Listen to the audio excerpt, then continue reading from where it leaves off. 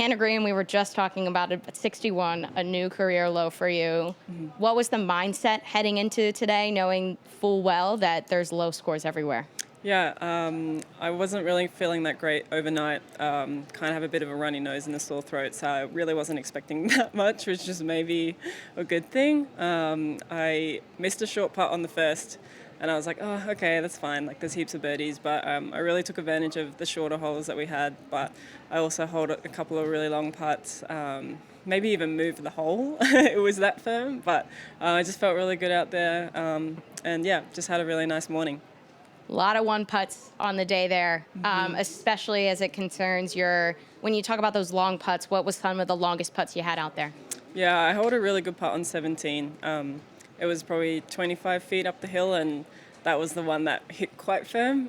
So luckily it was kind of dead center. Otherwise I probably would have been motoring past. But I just made some good momentum putts.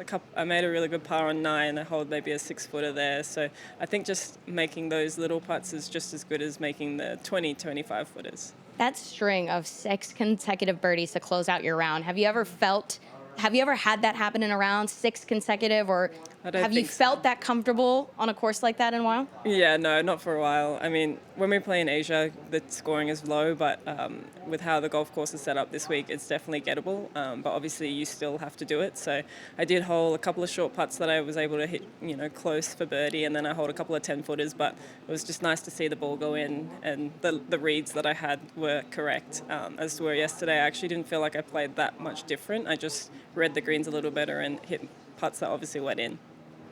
When that momentum starts to go, do you find yourself like, okay, calm down just a second here, let's do. I think a little bit, yeah. So the putt that I had on the last, it hit the lip. So it could have possibly been a 60, but I was like, okay, like I've got a 3-footer back up the hill, like don't want to get ahead of myself. And obviously the conditions for the weekend are going to be a little bit different to what we've had these last 2 days. So I just got to make sure that I don't get too high and bring myself back down to earth and, get ready for the next 2 days. Well, you're saying you missed a short one on 1 and a lip out on 18. I mean, that's 59, right? Yeah, I know. When you think of it like that, yes. But I did hole a lot of good putts, and I did have a couple of that just hang on the edge and fell in. So I'm very pleased with my round. I was curious about the Olympics. Is that on your goal sheet for the year? Yeah, definitely. I got the opportunity to represent Australia in Tokyo in 2021. So that was a huge honour for me to do that, and I played pretty decent. I came in the top 10, so it was nice to be able to have that experience. But Paris, I feel like, will be an amazing experience because hopefully there's no COVID, nothing that's going to stop us from competing. But I just have to do what I have to do, and if the other players play well, then that's what they're also trying to achieve. There's talk of a mixed Olympics event, not this time, but maybe next time. Is that something that gets you going? It's exciting? That's something that I was hoping they would do for this year. It was really cool with Cam and Mark Leash and the team last Olympics. We got to hang out with them for a couple of nights, and it was just fun to interact with them because obviously our schedules don't really collide that much.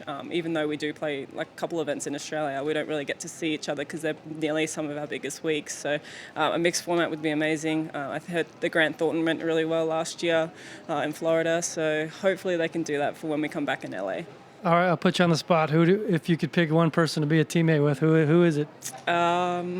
I think Cam or Scotty. You got to give me one. Okay, I'll say Cam. Okay.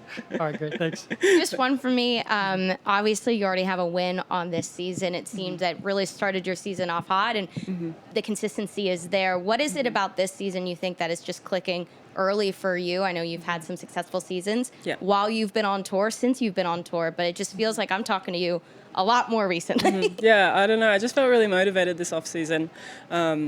I played the Australian Open in December last year, and then I actually took 6 weeks off. So I think it was more the mental recharge that I needed. It also didn't help that I had a wedding to also get ready for. But I had about 4 weeks to get ready for Thailand and Singapore, but I really worked hard in those 4 weeks. So it's nice to see that that's working out so early in the season. But I just want to make sure that I'm consistent throughout the year. Last week I didn't play my best golf, so I just want to make sure that I'm, putting myself in these positions and dealing with these experiences. What do you think Jared's going to say when he wakes up? I think he'll be very surprised, especially since I called him on the golf, coming to the golf club, saying that I wasn't feeling well. So yeah, I did it. Thank you you, Hannah. Thank you. Thank you.